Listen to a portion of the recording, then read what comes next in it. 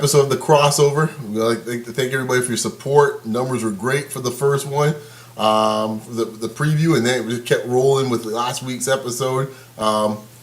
Lakers, boy, they bring them in, boy. Let me tell you, they're bringing the ratings, man. Let's put it in the viewers, the eyeballs, but bring them. We see when you guys question why the Lakers are national TV when right. they're not making the playoffs. Yeah, you send the cable through with us, Brian. Oh, good Lord. Whatever, man. Hey, as I said before, off the air, congratulations, your team finally won the game. I'm sure Charles is happy now. He can get back eating some fried chicken. So it's good to barbecue see. Chicken. Barbecue chicken, right, exactly. How could you forget?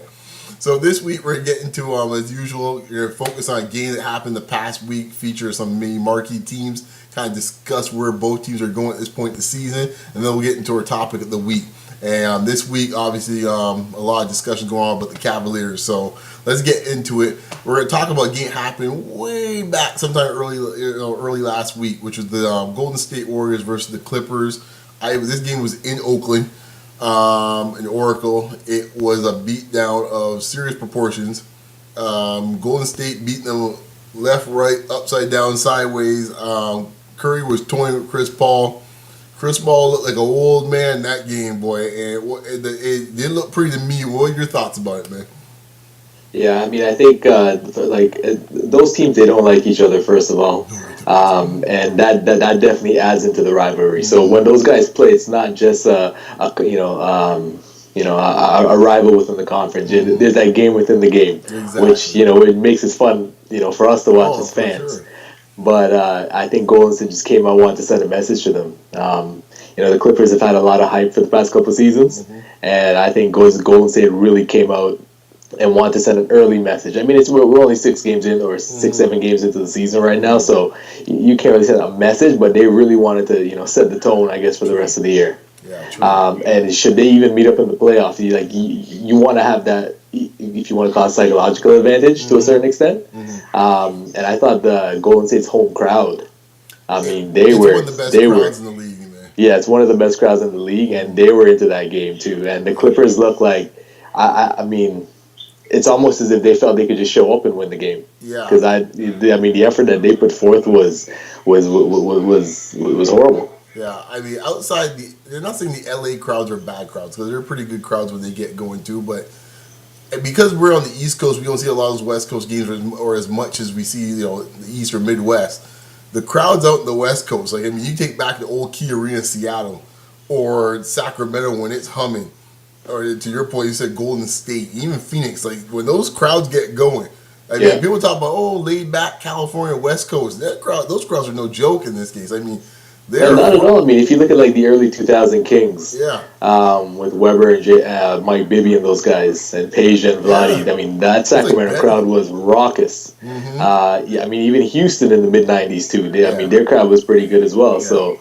There are definitely some good crowds out there, but Golden State, I mean, if you recall I think was it 2007 playoffs? Oh, you want to tell me? I know where you're going with this. Yeah, I know. Yeah, please. It's a cold day in Mavericks history we don't like to discuss. So the 2007 playoffs when they knocked out the Mavericks, my goodness, that crowd was electric. Honestly, I think up to this day I've never heard a crowd as loud as when Baron Davis dropped that dunk. I've never heard that was one on Kirilenko. Right, for a split, for just a moment in time in a crowd, not the whole game, for just a moment for a play. Yep. I've never heard a crowd louder. Never. Yeah, I mean, the pop that they got, I mean, you would have thought the glass broke and Austin was walking through. It was ridiculous that crowd went. It was like, wow. That was something else. I mean, but just for a few seconds, let's speak about each team here.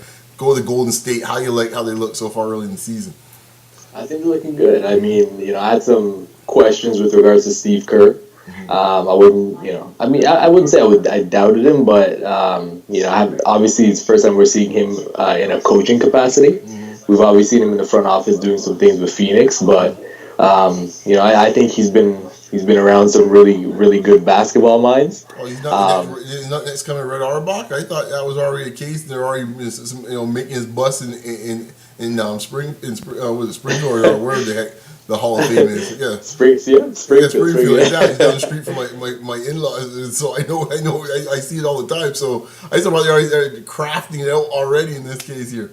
Yeah, no, yeah. I mean, he's got a lot of hype going into the season, but I think he's gotten the place to buy in based on what I've seen so far. Okay, I will challenge this point here. How much buying in really did he have to do with this team?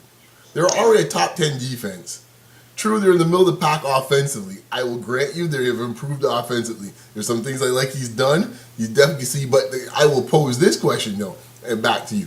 Everyone says, "Oh, the offense is so much better." Klay Thompson obviously seems to be having a breakout season, but is that more to do with Klay Thompson's own personal development with the U.S. team and stuff like that? All the dudes that came to the U.S. team seem to have gotten better. So I just asked myself, how much is that really Steve Kerr? That's all I'm saying. That's true. I mean, some of the reports I read too. I don't think all the guys last year, especially in the locker room, were happy with Mark Jackson. Right. And I think like when I say buy-in, I think he's really. I mean, what I'm referring to is really to improve the overall team chemistry. It's not necessarily on the court. I think on the court is what you see is what you get. But I think there's a lot of stuff that was going on behind the scenes last year that are just kind of coming out now. Well, okay, yeah, I get that, and there's been stuff trickling out because everybody wants to. There's a lot of smear campaign going on too. That said, the one thing that we've seemed to be the case for Golden State was that management and Mark Jackson didn't get along, and Mark Jackson and other coaches in this case didn't get along. Yeah. But however, the players seem to have his back, even if they didn't agree with all his decision making. The players seem to overall have his back in this case as a coach.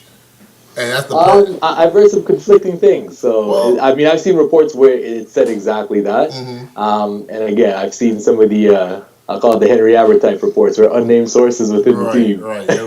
So, I've seen some conflicting things. Yeah, I've heard some things as well, too. So, I mean, but I go it this way. What team's not going to have someone who's not complaining about something? Which, it's true. It's true. Because believe me, Steve Kerr can have his moments, too. I'm sure he will. Yeah. I'm sure he will. I mean, we'll see when they go into their first 3-game slide of the season, and we'll see what happens then. Exactly. Okay, let's flip the Clippers for a second now. I watched this team on Saturday play Portland. They ended up winning, but I don't know, man. Something doesn't seem right about this team. I got a theory. Here's my theory, and tell me what you think of this. I think this team has gone 1 year too long with the group they have. I think there's a lot of players in this case or at this point here at their career where you're at your apex, and now I think there's a little slippage happening due to age, due to skill set. I think they've run maybe this group one too many years. Now, true, Griffin and Jordan, obviously from their age and their talent skill, they're going to be still kind of climbing. But the rest of that team's a pretty old team. It is a pretty old team, and I mean, I don't dispute that at all. I think it's, that type of theory or that line of thinking, I think it's accurate. It's because they've been together, maybe 4 years now? Yeah, for the most part, the bulk of them, 3, I think, with Paul, and then the rest of the group was with him for 4 years. They've had some additions like Redick over time, but the main principles have been there for at least 3 years. Yeah, and it's... I don't know, watching that game, like when I saw them come out on that court and watching the first quarter going into the second quarter, it almost seemed like the Clippers felt like they could just show up and, that would be enough. Like, I really didn't see any type of effort being put forth. The defensive end was just horrible. Well, the amount of missed assignments, I didn't see any communication with the guys on the court. Exactly. I didn't see any. There were some possessions where I didn't even see anyone even making an attempt to try to get back. Right. But I think Doc summed it up best after the game, and he said, he's like, I don't know who we think we are because we haven't proved anything yet. Right. They're feeling themselves way too much. I think the other thing too is 2 things to watch for. One, we saw it in the last year as well too. Point guards going after Chris Paul defensively. I think as he gets older, that's going to be an issue. And the second thing is they have not been able to address wing defenders and wing players. I mean, they're so susceptible to any 2 or 3 that's athletic. Unfortunately, in their conference, they got a couple of them they might have to deal with, True, they catch a break OKC right now. But, I mean, you throw them, you throw, in this case, Leonard over there, San Antonio. Like, they don't have anybody that can handle that type of player. Yeah. And I'm sitting there going, like, dude, like, you guys are asking for trouble. I mean, it's like, and the other thing too is that someone made a great comment. I can't remember who it was. I was on ESPN. Just the last point. Blake's taking a ton of jump shots this season. Like, homeboy, get yourself in the post, man. What the heck's going on there? It's one of those things. I guess with Blake, it's one of those. I don't know what the word for it is, but he's so known for his athleticism. I think it's almost like he's going out of his way to prove a point. Yeah. And you've seen that happen with other players in the past. I remember Vince was like that, you remember? To some extent. Vince was just, once he started falling in love, he could hit the three. And it's like, you want to drive anytime now again, Vince? Like, I mean... he's a perfect example. There's tons of them over the years, but, exactly. other than, Weber was kind of like that too a little bit. Yeah. But we'll see. But we'll close it on that. Oh, go ahead. Go ahead. Yeah, no, I think it's. I've seen a lot of that from Blake this season so far. I mean, early in the season, and it's great that he's adding to the repertoire, but I mean, mix it up a little bit. Should give him some variety, but don't go so far left just to prove that point. Right. All right, we'll close out here. All right. So, the topic of the week, I would call it Beast of the East, ? Okay, so we're going to start here quickly with the Cavaliers. All sorts of stuff flying around. After tonight, they won tonight against New Orleans. We're 3-3 with Cleveland. Yeah. And, wow, this is like Miami part 2. It's like deja vu all over again. We have folks leaving at the end of the year. Folks, in this case, fighting in the locker rooms. Folks not fighting in the locker rooms. Folks say in this case that they were sitting outside, they weren't not standing for the national anthem. Like what's going on here at Cleveland? I mean, I don't even know so much about the players, to be honest with you, or more about how once the media get caught up with a team, is like their whole thing is to try to bet on trying to pull them apart. As you as a Lakers fan could totally appreciate that in this line of thinking. It's like, can we get at least a month under our belts before you want to start throwing daggers out? Like, really? 6 games? Well, exactly. And I mean, I think with any team, I think if you go back to the mid-90s, for the second 3P team with the Bulls, with Rodman and when Rodman joined the team, there were so many instances where people act like he didn't miss practice in Chicago, but he did miss practice in Chicago. But they just didn't make a big deal out of it. And there wasn't that many media outlets and as much exposure as it is now. So, it's like every little thing now, it's blown up times 10. So it just seems to be a bigger issue than it actually is. Yeah. And, okay. Go on. No, I was just going to say for folks in this case saying, well, you got to be a hypocrite in this case. I just did a post about Cleveland. I'll get to my reasons why my discussion about Cleveland. It's got little to do with all the other stuff I just mentioned just now. But you finish your point first. So, I obviously saw the reports coming out. Hearing the comments in the media. Seeing LeBron post game. Taking some subliminal shots, if you want to call it a shot or so. But they're 5 games into the season, and I'm seeing LeBron in interviews saying that we have guys with bad habits. We have guys that don't know how to win. He's right. He's no. He's absolutely right. I'm not disputing that he's right.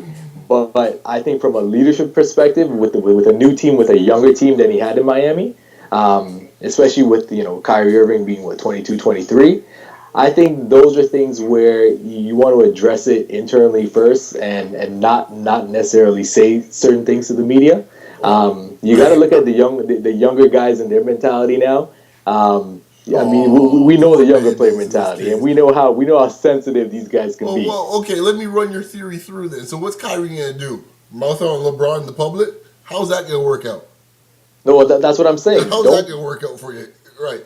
But no, that's what I'm saying. Don't even make it a public issue. Keep that within within the dynamics of the team to a certain extent. I'm shocked considering the teams that you've rooted for in the past. Because boy, the Bulls have put out all sorts of nonsense on guys, man. Jordan had when things were going right, Jordan would just lace out and say, "Yo, dudes need to get themselves together." And don't start with Phil. No one throws a subliminal like Phil. But that's Phil Jackson. We're talking between Phil Jackson and David Blatt. I'm not saying that. I'm talking about LeBron James and Phil Jackson in this case here. And then don't even start with the Lakers. Then throw subliminals before you got the locker room. But see, the point I'm trying to make, though, is those Bulls teams, that there is a bunch of veteran guys. And they knew how to deal with things a little better than, than Kyrie Irving, who's 22, 23. I just think you're 5 games in. It's a new situation. Keep it internal and try to resolve it. Try to resolve that internally. I would just say this in the case. I would be on the record opposing it going the other way. I'm glad he did it because someone needed to tell Kyrie in this case, because that's the other thing that's going on here too. Kyrie's pretty much had his rule of the roost in Cleveland for a long time. And ain't no one saying nothing to Kyrie about it. Giving all sorts of bad habits and stuff like that. Nobody can say anything. He doesn't get 2 coaches fired. No one, they say a thing to Kyrie in this case here. So I think LeBron's saying, yo, the line's getting drawn here and no further. I don't care who you are. This ends now. None of this stuff. He and the other Joker waiters. Well, yeah, wait is another issue altogether. We need to have a separate podcast for him. He's already one of the most talented dudes they have in the entire team. Yeah, but I mean, I think just to play devil's advocate for a second, like if I'm Kyrie Irving, I'm coming off. He was the MVP in the FIBA tournament, right. MVP the All-Star game, right. And quite frankly, he's one of the main reasons why LeBron came back to Cleveland. I don't think LeBron would have gone back to Cleveland if they didn't have certain pieces in place. Right. I don't think he would have gone back to Cleveland just for the sake of going back to Cleveland. So if I'm Kyrie Irving and I'm saying, it's like, dude, like, I mean, I'm one of the reasons you came back here. And again, I agree with you that I think it would benefit Kyrie to fall in line and play a certain style that would complement LeBron. I mean, looking at it from a 22, 23-year-old perspective. Okay, I get your point, but here's the thing. It's not like complimenting LeBron's style or not, because LeBron can get his no matter what the case. He had triple-double tonight. It's not getting his. It's a playing, I hate to say it, I just feel like, Larry Brown's possessing me, but the right way. But there is something to that in the sense where it's like, you know what, move the ball around. When you have 0 assists in a game plus, and you're supposed to be the point guard, I mean, I used to play a little point with a kid. That's embarrassing as a toddler. That's utter embarrassing. You should walk down the street and get an assist just hanging out there for playing 35 minutes. That's ridiculous. That's absolutely ridiculous. I totally agree with you. And Waiters went, I can't remember, they had a stat with Waiters. He almost went like about good, like, I think something about 6 quarters, 2 or something. Well, assists. I know Waiters. I think in the first I think the stat was the first 4 games. He only had 6 or 7 passes. So when you get to that stage, I don't think this is the first time LeBron's told these jabronis about this. It's probably going on since summer, since preseason, since the first game of the season. You know what? Those that don't learn shall feel. And at this point, LeBron's like saying, we're game 5, you knuckleheads are still doing this nonsense? And so this is the reason why the frustrations come out the way it is. I think let's put it into perspective, because he dealt with this the first season with it took Wade that first year to kind of step back. And Wade is a player who's been to the playoffs. He won. He was a veteran guy. And it still took him a year to really kind of fall in line to a certain extent. That is true. But in this case here, Wade and those guys in this case had some pedigree of winning. When winning time came, they knew still to make winning plays. These knuckleheads don't have a clue. I watched one game in this case, a tight game.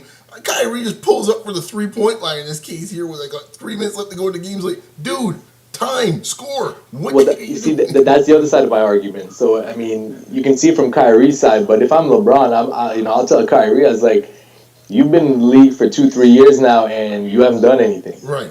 You haven't done anything doing it your way. Right. So that's the other side of the argument. Right. Here. And I think that's the part where I think this case here is like, okay, because sometimes in this case, when guys in this case, obviously everyone has egos and pride, sometimes you need to embarrass some folks until they get it right. And until that happens, because if it's not working internally, the coach, I tell you, don't forget, this ain't the first coach. As much as I ain't no fan of old Bubba over there, I'm sure he's no fool in this case trying to tell Kyrie how to coach either. Who they have before him? Byron Scott, same thing. Scott was there. Right. So this is not something that's just like, just how it happened in 6 games. No, this is Kyrie from time. So, at some point, he and another knucklehead waiters got to figure out, you two, your way ain't working, guys. It ain't working.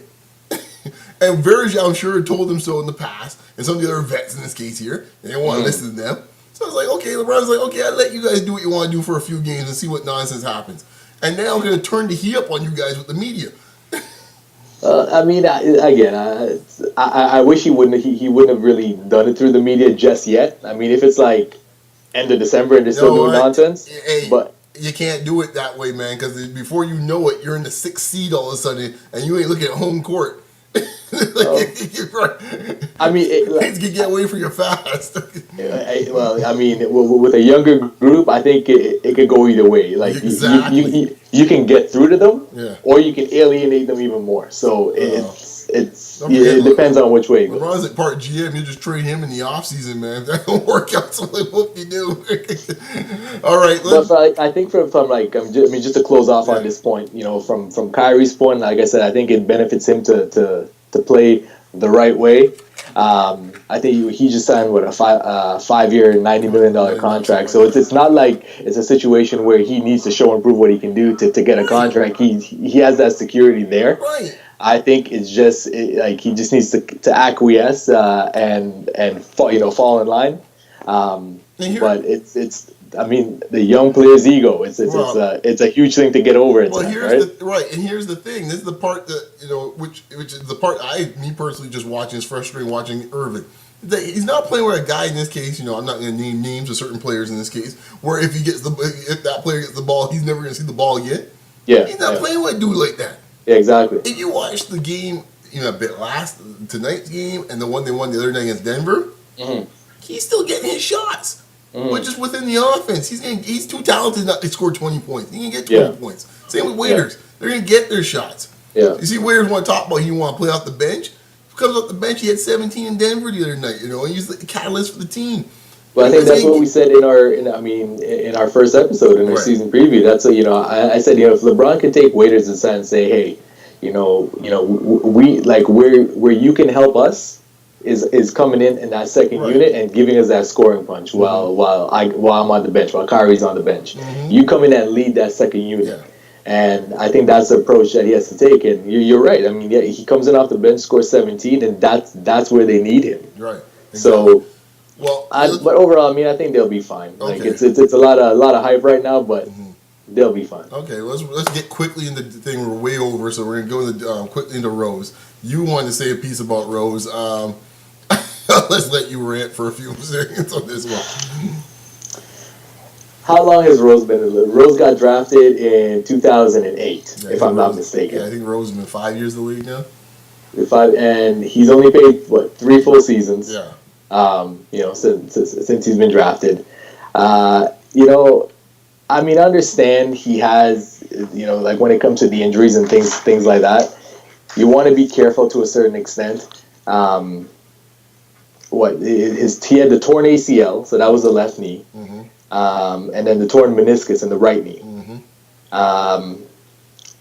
At this point, I really don't know, because going back to what we said about the Clippers, where those group of guys have been together for a certain period of time and that window's kind of closing. I think you can say the same thing with Chicago. They've been one of the elite teams for the last 3-4 years in the East, but they haven't been able to get the job done, whether that's due to Rose's injury or some other issues. But I think that core group, the core group is getting older. That window's closing, and Rose is already. He's a guy who, he's been affected because of his athleticism.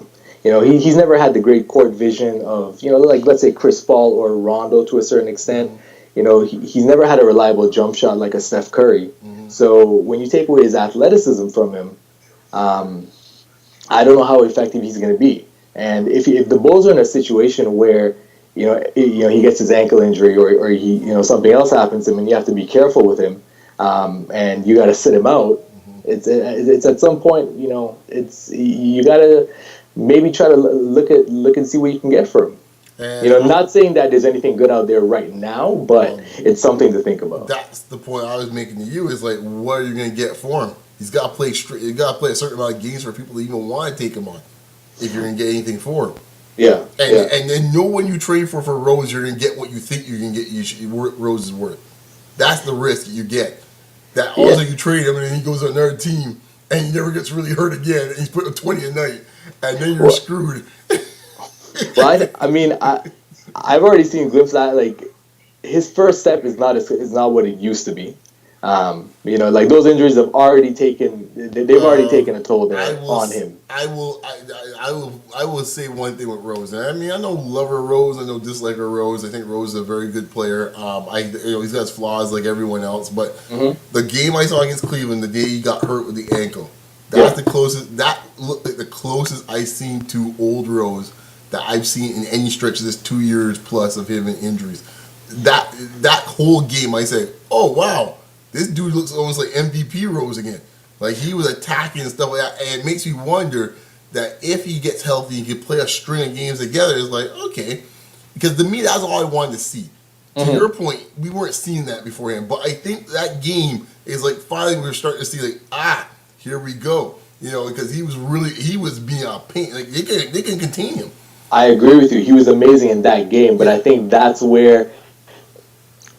It's like trying to leave a bad relationship. It'll be bad, and you'll have that one good weekend, and you're like, all right, babe, we'll work it out. Right, but okay, take your relationship analogy one step further. It can be one of those things where, okay, they've seen the light in this case, and they're coming around, and then unfortunately something bad happens in their life, and everything goes downhill again.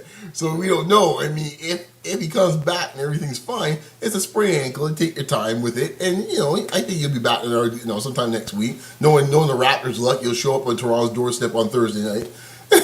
That's just Toronto's luck, But we'll see. But I think Chicago's in a bit of a quandary because it's hard when you're dealing with someone that's hurt that often, man. It's like because you don't know, you can't get enough for him. At the same time, it throws off your chemistry, your entire team. See, that's the main thing because Chicago's going to make the playoffs regardless. But it's if you have a guy who you don't know, you can't depend on, and I mean I don't care what anybody says. It's like Rose has been on the team with these core guys, but I mean for the last 2 years he hasn't played with them. Yeah. And you need that continuity to have that chemistry going into the playoffs. Well, the team has changed so much. I mean, like now Noah's like a point center. Gibson's a bigger player than he was before. When he was playing with Gibson before, Gibson wasn't asking for no shots. Gibson's getting wants touches in the post. Obviously, but why is that though? Because that's what I'm saying. Some of those touches that Rose was getting, and guys' games have developed from that. That's my point. Exactly, it's all a domino effect, right? Because now dudes are saying like, it's been nice, but I'm supposed to get my touches down here. Jimmy Butler, same thing. So guys have gotten taste of getting their touches. So now it's like he got to make adjustment to them. I don't know, man. I find it fascinating because it's going to be one heck of a juggling job to do when he gets back. After watching for a bit. Funny enough, their offenses look pretty good. They can't stop anybody, ironically, is the thing. They can't stop anyone. Yeah. And Minnesota dropped 105 or something on the other day. I mean, I think Boston beat them the other night, last night. 105, 106 points. And I mean, Rose and his injuries aside, even with the other guys, I've seen some of the other guys kind of like wearing down to a certain extent too. And, that goes back to conversations that we've had about Thibs and just running that starting lineup into the ground. Yeah. And, it's, you can't continue to do that as these guys get up there. That tire on some of those players, man. But exactly. Jimmy Butler already started with injuries, and that dude used to be the healthiest of all of them. And exactly. Now he's starting off with injuries at the beginning of the season, so we'll see. But we're going to close it up here, though. We're going to close it up. Ooh, we're way over time. Anyhow, folks, we're going to get back to it next week. Another great episode. Ravi, anything? Where can the people find you? At Mr. Ravi_Porvita. And you can find me at Beyond Locker Room, short form RM. As usual, subscribe above, comments below. And right now it's about 10:06. Another half hour or so, the Clippers and the Spurs kick off. So lock in. You heard the man. He's advertising for the association. Anyhow, man, you heard the man. Lock in. So we'll catch you all next week. Peace.